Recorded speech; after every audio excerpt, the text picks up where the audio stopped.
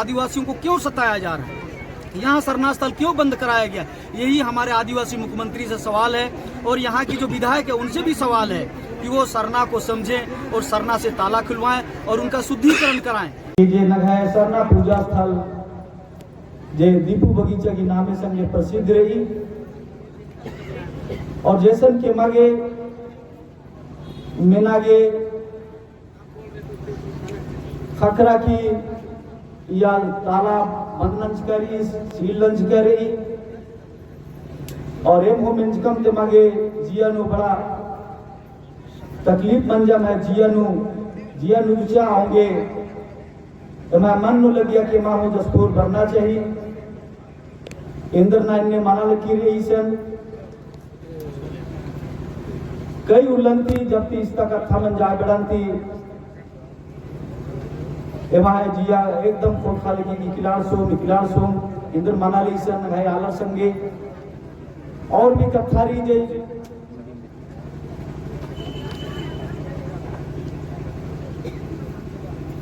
Hindi no आगे बालग न आगे इंगा लगी कि एक सानु भी कादा में तो कुड़ू कथा संगे बाग तने बड़ा इम्बा लगी निब्बा लगी और जिया कुड़ुक जिया। तो खैर कोई बात मला आज इस हॉकी ग्राउंड में उपस्थित जितने भी हमारे माताएं बहनें और सभी जितने भी महानुभाव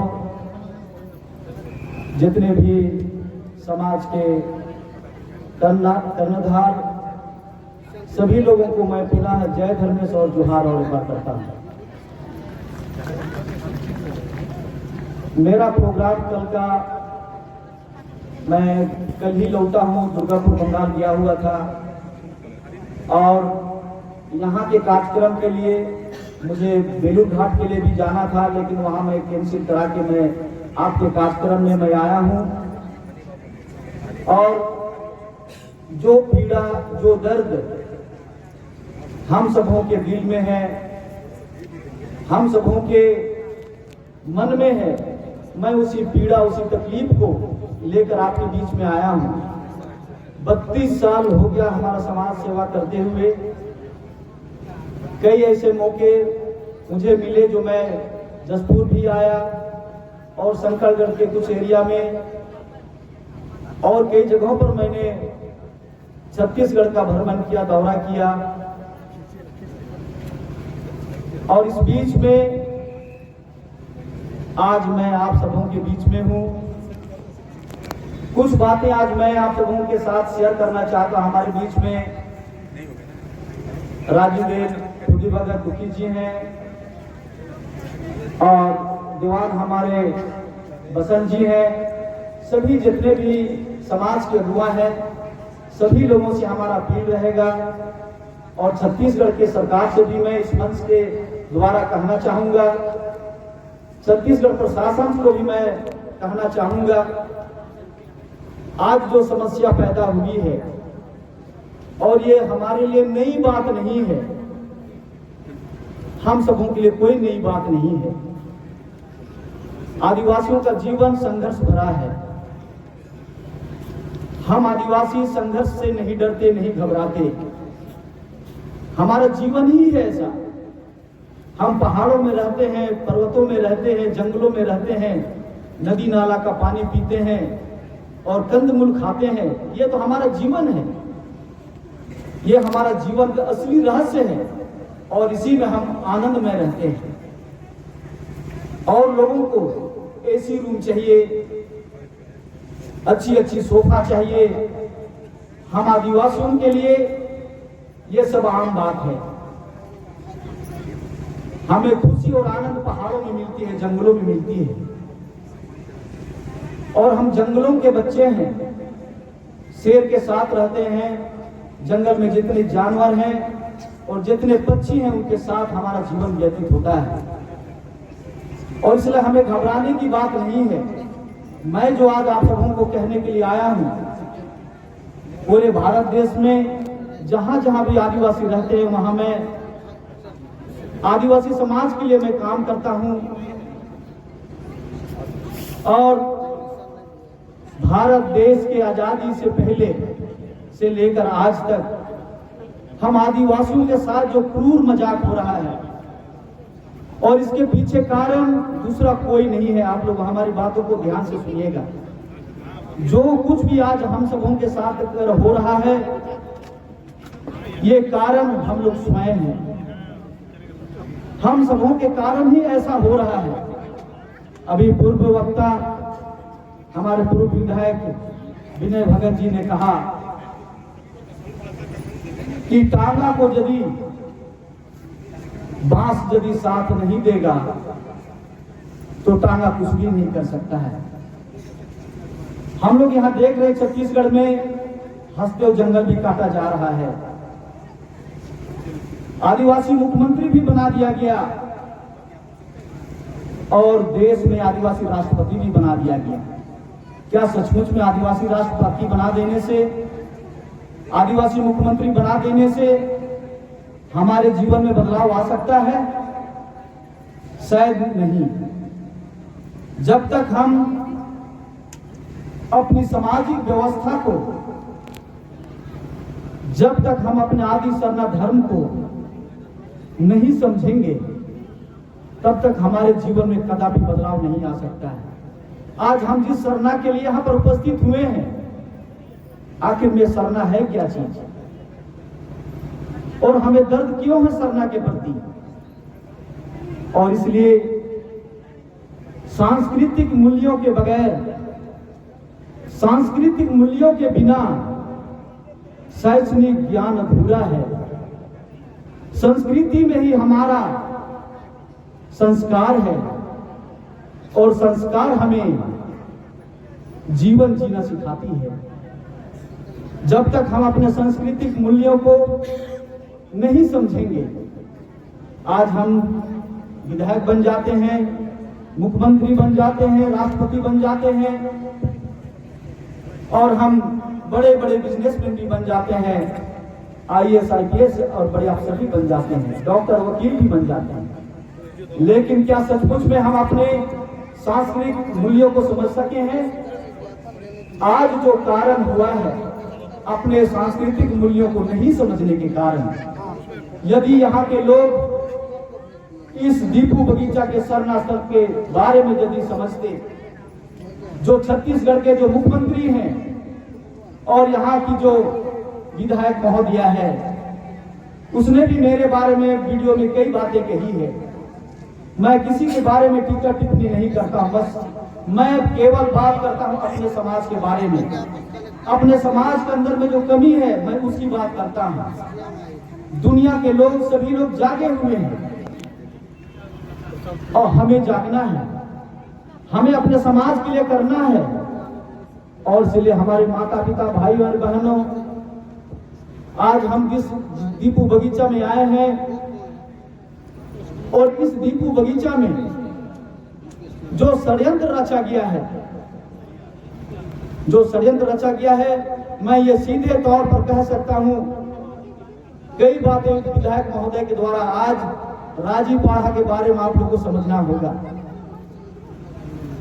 उरांव, मुंडा हो, संथाल, खड़िया, खासकर जो हमारे झारखंड में 5 विशेष जनजाति हैं, झारखंड में 32 से 34 जनजाति रहते हैं, लगभग छत्तीसगढ़ में भी, पूरे भारत देश में लगभग 800 जनजाति रहते हैं। सभी लोगों की अपनी सामाजिक व्यवस्था है, और पाढ़ा हमारी सामाजिक व्यवस्था का नाम है। और हम जिस आदि सरना धर्म से हम जीते हैं, वही हमारी जीवन पद्धति है। हम जिस पाढ़ा से व्यवस्थित हैं, जो आदि कालीन व्यवस्था है, और उस व्यवस्था के तहत हमें कैसे चलना है, हमें कैसे रहना है, हमारी पारंपरिक सामाजिक व्यवस्था कैसा संचालन होगा, और इसके लिए आप सबों को, सभी लोगों को सचेत होना होगा। और जब तक हम लोग सचेत नहीं होंगे, हमारे साथ ऐसा ही होगा। आज हम लोग बिखरे हुए हैं, धर्म के नाम पर, झंडा के नाम पर, पूजा पद्धति के नाम पर, भगवान के नाम पर हम लोग आपस में बट गए हैं। यही कारण है, कि आज दीपू बगीचा जो सरना स्थल है उस पर ताला लगा दिया गया। एक साजिश के तहत मैंने एसडीएम का भी स्पीच सुना है वीडियो में। वो कभी कहते हैं सील मैंने नहीं किया है, कभी वो कहते हैं मैं ताला नहीं लगाया गया है। मैं उन्हें कहना चाहता हूं इस मंच से, एसडीएम साहब आप सरकारी नौकर हैं, मुझे पता है सरकार जो कहेगी आप वही करेंगे। आपकी बूते की बात नहीं है। और जो जिसे आप लोगों ने विधायक बनाया है, जसपुर का जिसे आपने विधायक बनाया है, जिसे आपने अपने सर आंखों में बैठाया है, जो आपको दिन रात आपको जूता मारने का काम कर रही है, मैं उस विधायक महोदया को कहना चाहता हूं, मैं अपने झारखंड की बात 2 मिनट के लिए मैं बताना चाहता हूं। और इस मंच से मैं आह्वान करना चाहता हूं कि क्योंकि आज हम लोग सभी पढ़ा प्रेमी, धर्म प्रेमी, समाज सेवी अपने दुख और दर्द को बांटने के लिए इस सभा में हम लोग उपस्थित हुए हैं। हम लोग यहाँ कोई खिचड़ी बात खाने नहीं आए हैं, सीधा संवाद करने आए हैं यहाँ के प्रशासन से, यहाँ के विधायक से, यहाँ के मुख्यमंत्री से। इस मंच से हम लोग बोलने के लिए आए हैं। तुरुक में कहा जाता है, नंगन तो नंगाई आलर दिन बच्चिया, नन्नर नो कहा खेमता राचा, डोंगा असन कालर की मूर्तिया एक साथ चुप ना अमराचा। मानी ईदिन बाज कर आएंगे, आदिवासी पिटा गए, आदिवासियों को खत्म करने के लिए राष्ट्रपति बना दिया गया। हम लोग सोचने लगे कि आखिर राष्ट्रपति बनाया गया, कुछ ना कुछ बात है जिसे अछूत माना जाता है। और जो लोग गर्व से कहते हैं कि हम उरांव हिंदू हैं, मुझे उनसे भी बात करना है, जो अपने आप को कहते हैं कि हम उरांव हिंदू हैं। लड़ाई इसी का चल रहा है। आप उरांव हिंदू हैं और कुछ लोग उरांव क्रिश्चियन हैं, और उरांव बौद्ध भी होंगे, उरांव जैन भी होंगे, उरांव सरदार भी होंगे, पंजाबी भी होंगे। जिसे जिधर रहना है, और इस बीच में आदि सरना के भी लोग होंगे, जो वही असली धरती पुत्र कहलाएंगे। और इसलिए जिसे उरांव हिंदू बनना है, आप अपना रास्ता तय कर लो, और जिसे उरांव जैन और बौद्ध में रहना है, उरांव ईसाई में रहना है, आप भी अपना रास्ता तय कर लो। लेकिन सरना का पूजा, आदि शक्ति की पूजा कैसे और कहां किया जाता है, आप सबों को ये मालूम होगा कि गांव का दर्जा ऐसे नहीं मिलता है। जब तक जिस तरह से 5 उंगली है, उसी तरह से गांव में अखरा, झखरा, चंडी, दरहादेशबली और सरना, ये 5 चीज जिस गांव में नहीं, उस गांव की मान्यता नहीं होती है। टोला हो सकता है लेकिन उसे गांव का मान्यता नहीं मिल सकता है। और ये 5 चीज मिलके जो महाशक्ति सरना है, उसी की लड़ाई के लिए हम लोग यहाँ पर आए हैं। और इसलिए सरना को ताली लगा देना, दूसरे लोग अपने भगवान को ताला लगाते हैं। आदिवासी समाज जो प्रकृति उपासक है, जो प्रकृति को मानता है, जो प्रकृति है उसका धर्मशास्त्र है। बाकी लोगों का वेद है, पुराण है, हदीस है, कुरान है, रामायण है, गीता है, बाइबल है। और हमारा तो धर्मशास्त्र, आदिवासियों का धर्मशास्त्र प्रकृति ही है। प्रकृति से बड़ा कोई धर्म नहीं, प्रकृति से बड़ा कोई शास्त्र नहीं। और इसलिए हम प्रकृति के उपासक हैं। और हमारा पूर्वज कभी भी सरना में ताला नहीं लगाया, और आज सरना में ताला लगा दिया गया। ताला तो खुलेगा। हमारे पूर्वज यदि शहीद होके इस धरती को सींचे हैं, तो शहीद होना हमें भी आता है। और जिस तरह से लाल सफेद झंडा जो आपके बीच में आया है, आप सब इस लाल सफेद झंडा को, बहुत सारे लोग कहते हैं करे तो क्रिश्चियनों का झंडा है, क्रिस्तान झंडा है। शायद आप सबों को मालूम होना चाहिए, आप लोग डंडा कटना सब लोग करते हैं, और उस डंडा कटना का कलर कैसा है, कौन सा रंग यूज होता है, उसे आप बाखूबी जानते हैं। और जैसे मैंने कहा कि गांव में जो 5 चीज होता है उसमें एक मड़ई भी है, और उस मड़ई में यही लाल सफेद और काला झंडा ही लगता है। शायद आप लोग भूल गए होंगे। आप अपने पूर्वजों से पूछिए, हमारा आदिकालीन झंडा लाल सफेद काला झंडा ही होता था, जो आज हम लोग भूल चुके हैं। स्वर्गीय कार्तिक बाबा, भगवान बिरसा मुंडा आखिर हमारे बीच में, आज हम जिस विक्रम बाबा जो यहाँ झंडा लगा हुआ है, मैंने विक्रम बाबा के साथ भी कई वर्ष हमने बिताया, रामकुजूर बाबा के साथ भी मैंने कई वर्ष बिताया। मुझे स्वर्गीय कार्तिक बाबा से मैं मिल नहीं पाया, लेकिन देखने का सौभाग्य प्राप्त हुआ। मैं 32 साल लगातार इस समाज के लिए काम कर रहा हूँ, इसलिए जो कुछ मुझे ज्ञान प्राप्त हुआ है उसी को लेकर मैं बात कर रहा हूँ। और इसलिए आज जो लड़ाई हम सबों के बीच में चल रहा है, शांति और क्रांति का जो प्रतीक है हमारा सरना झंडा। स्वर्गीय कार्तिक बाबा जब पूरे देश में भ्रमण करते थे, मैंने वहां के लोगों से पूछा, वहां के जो 80 साल 90 साल के जो बुजुर्ग हैं, वो लोग यही कहते थे कि स्वर्गीय कार्तिक बाबा यही लाल सफेद झंडा को लेके जाते थे। कहाँ जाते थे? विदेश भी गए और देश के कोने कोने में भी जाते थे, तो लोग कहते थे इस झंडा को पॉकेट में लेके चलते थे। अभी हाल फिलहाल में सीता नाले में कुछ लोग वहां से 200-250 लोग आए थे। कहां से? तो आपका जो भूटान बॉर्डर है, उस भूटान बॉर्डर से कुछ लोग आए थे, और वो लोग कह रहे थे कि जब स्वर्गीय कार्तिक बाबा एक सभा में आए और उसने एक कहा डंडा लाओ। एक लड़का जो अब 60 साल का उम्र हो चुका है, उस समय उसका शायद 14-15 साल के एज में था, और उस कार्तिक बाबा के सभा में वो भी था, और उनका कहना था कि उसने कहा कि डंडा लाओ, और वो आदमी डंडा लेके आया, और कार्तिक बाबा अपने पॉकेट से ही लाल सफेद झंडा निकाल के सबसे पहले झंडा को बीच में रखा, और उसके बाद में वहां प्रार्थना होके तब फिर सभा का शुरुआत किया गया। मैंने लगातार 32 साल सब मंत्री से हम लोग मिलना चाहते हैं, क्या आप लोग साथ हैं? और ज्ञापन हम लोग अभी दे रहे हैं यहाँ, लेकिन 1 सप्ताह के अंदर में जिला प्रशासन बात करे कि यहाँ की समस्या को लेके मुख्यमंत्री से, यहाँ की कमेटी से वो वार्ता कराएंगे। यदि 1 सप्ताह के अंदर में बातचीत नहीं होती है, जो भी यस या नो में, तो हम लोग पुनः एक बड़ा सभा, इससे भी बड़ी सभा हम लोग करेंगे। आप लोग सब साथ हैं? तो हमारी मैडम है, और आप प्रदीप राठे, एडिशनल जिला सीओ यहाँ पर आए हैं, उनको SDM साहब हैं, उनको हम लोग ज्ञापन दे रहे हैं।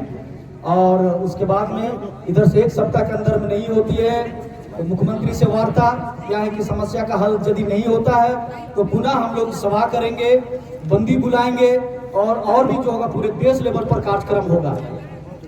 ये जो सरना पूजा स्थल को जो बंद थोड़ा सा इसको लेके पूरा आदिवासी समाज, ये केवल जसपुर की जनता नहीं, पूरे भारत देश हो या विदेश में रहने वाले जितने भी आदिवासी जो 800 जनजाति जो रहते हैं भारत देश में या बाहर देश में भी रहते हैं, सभी लोग इस कार्य से बिल्कुल नाखुश हैं कि छत्तीसगढ़ सरकार जो है यहाँ पर आदिवासियों को परेशान कर रही है। एक तो हसदेव जंगल भी काटा जा रहा है, क्योंकि आदिवासी प्रकृति से प्रेम करता है, और इसलिए हसदेव जंगल भी काटा जा रहा है। यहाँ आदिवासियों का सरना स्थल को ताला लगा दिया गया है, उसे पूजा करने के लिए रोका जा रहा है। एक बहाना बनाया गया कि वहाँ बच्चे पढ़ते हैं, तो आदिवासी बच्चे गरीब हैं, कमज़ोर हैं, उनको रखा गया था वहाँ।